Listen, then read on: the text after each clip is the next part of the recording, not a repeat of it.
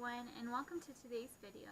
So I am going to be talking to you today about Kingdom of Ash by Sarah J Maas. I'm going to do a little review on it. This review is going to have spoilers, so if you have not read it and you want to, I don't suggest watching this video first. So if you haven't read it and you are going to and you don't want it to be spoiled at all, stop this video right here.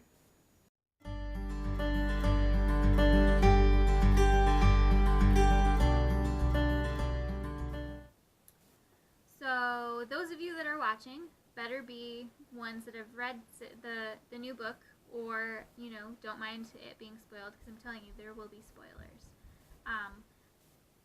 And if you hear a thudding noise, I'm not sure what's going on, but my upstairs neighbors are making a lot of noise all of a sudden. They weren't when I started filming this. It just started, now that I'm, going through this video, which is awesome, because, thudding is exactly what you want to hear in the middle of a video.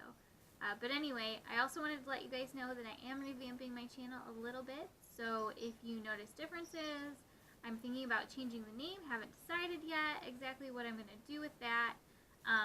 But it's mostly going to be based on books. I will still have the odd tea chat here and there, so don't worry. You will get your Daniel fix every once in a while. He'll still be coming to join me to do tea videos, but it's not going to be as often as every month like it was. It might be every few. But don't worry. He will be coming back. I promise. But like I said, this is going to be mostly geared towards books.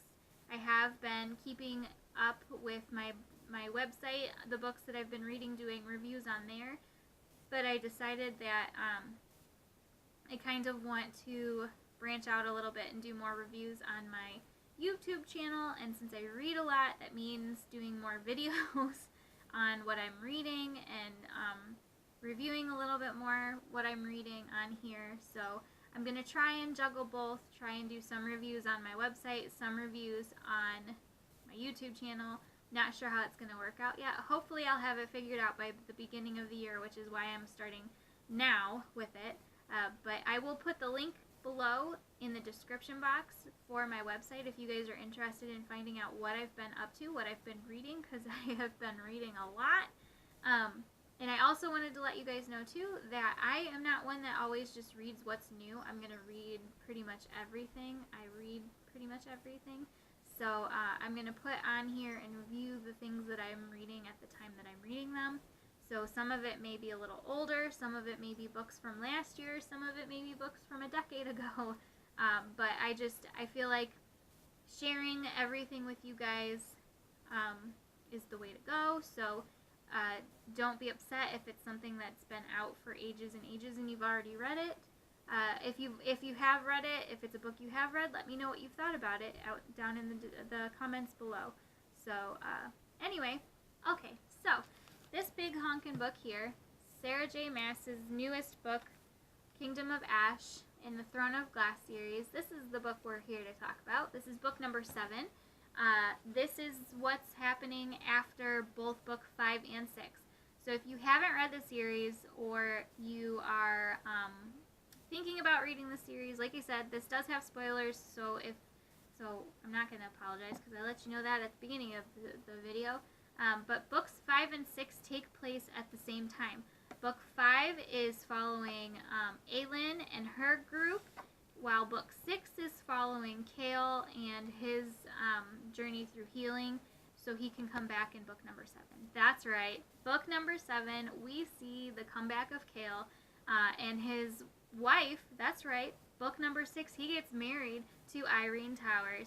Irene Towers plays a very significant role in books 5 and 6, and even though, or 6 and 7, sorry, 6 and 7, she may have been a newer character or a character that has been brought back from a previous book, which I actually had to go back to, I forget which book it was, and kind of search for her, but she is a character that we see in one of the previous books. She's just we get to see her again, and she plays a much more significant role in books 6 and 7.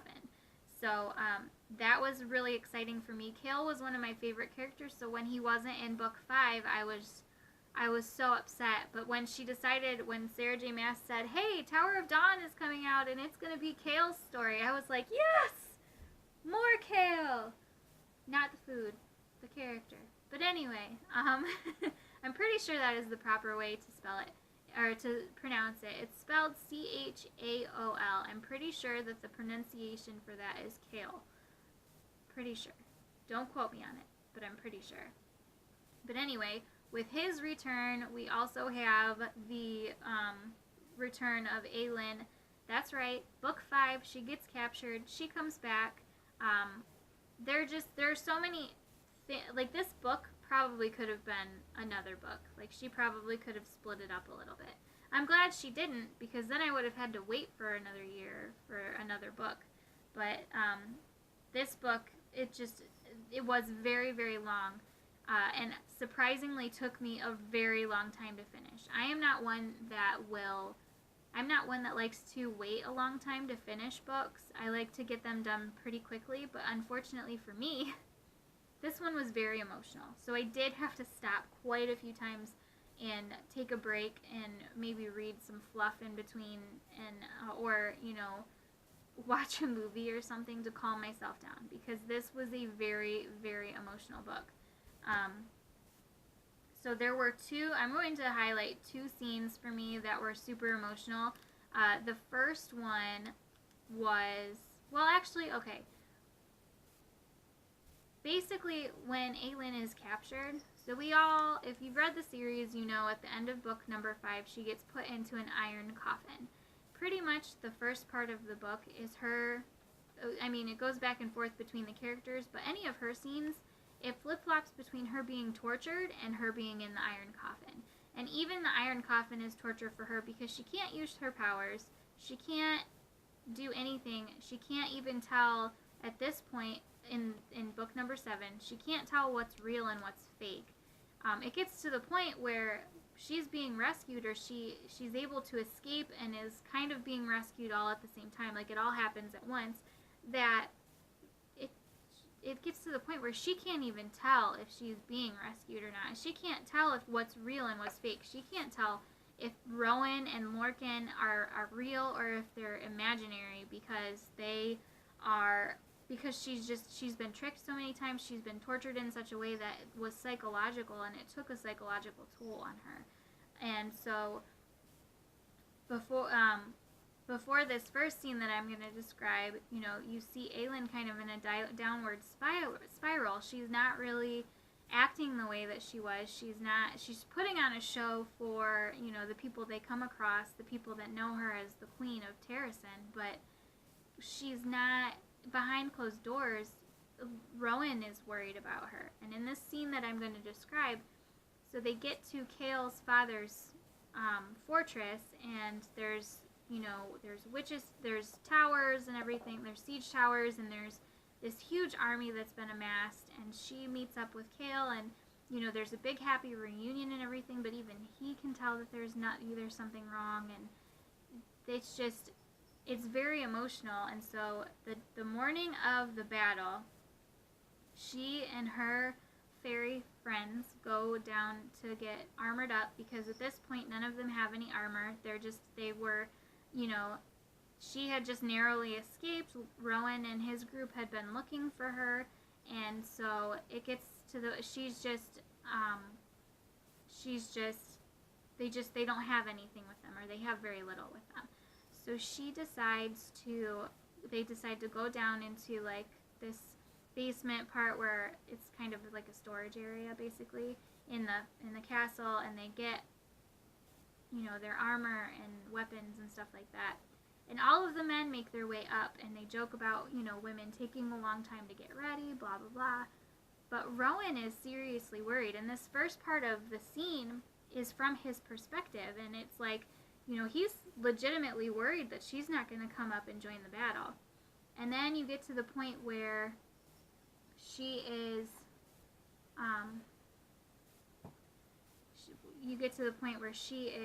you know, the dawn is just breaking, and you can see it so clearly as Sarah J Maas has written it.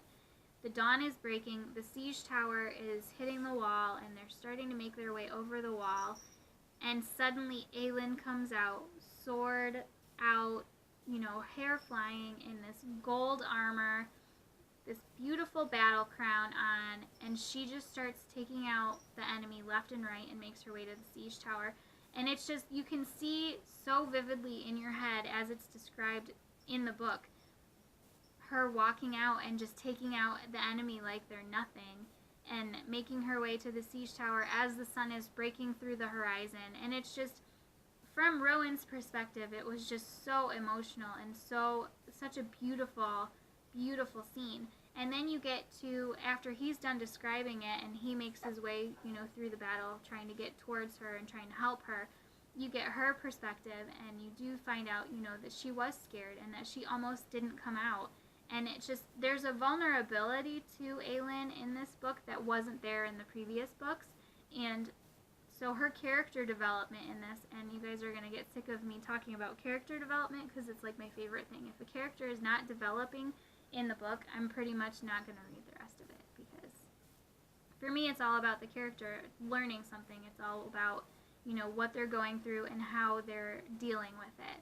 And Aelin deals with what happened to her in such a way that, like, her character development, it makes her a stronger character. It shows vulnerability, yes, but to me, vulnerability isn't a bad thing in a character. You need them to have flaws. And in the previous books, I felt like she was almost too perfect. Yeah, she goes through the first few books where she's, you know, everything's new to her because she's been so, been in such a bad position for so long, but you get to a point where it's like she suddenly has everything. You know, she's suddenly the queen, and she can do no wrong. Well, now you can find out, you know, she doesn't want to do any of it. She doesn't want to die for her country. She doesn't want to do this stuff, and it's just very emotional. But that's what makes it one of my favorite scenes. So the next scene that is really emotional for me and one of my favorites has to do with Manon and her 13. So they are probably my favorite group of characters. Just the way they interact together, they're very much like family. I liked Manon, even though she was technically a bad guy. I liked her from the beginning, from the time she was introduced to through this book. I have always loved her character. She's a strong female. She's not afraid to kick butt. She is just a phenomenal character, and I love her. So this scene that just broke me, and this was the one that took me the longest to, like, get back into the book after. So she is with Adian and his army, and they are, you know, they're under attack, and they're trying to protect the palace, Aelin's castle, Aelin's palace. This is before her and her group get there, and they have, Manon is a witch, and so there are two types of witches, the Iron Teeth, and she's an Iron Teeth, and the Croken. And the Croken are technically her enemy, but Manon is half and half. She's an Iron Teeth mother, I think, and a Croken father, or vice versa. I don't know. One of her parents is Iron Teeth, one of her parents is Croken. Anyway, she is the prophesied whatever queen coming to unite the witches. And so in this battle, there are 3 witches' towers that the Iron Teeth are trying to use against their group, the Terrasen, I don't know, the rebels, they're rebelling against. Anyway, and the witches' towers, they knew that they weren't going to be able to defeat them. So what they did was, the night before the battle, they set up a trap, and they were able to take out 2 of the 3 witches' towers.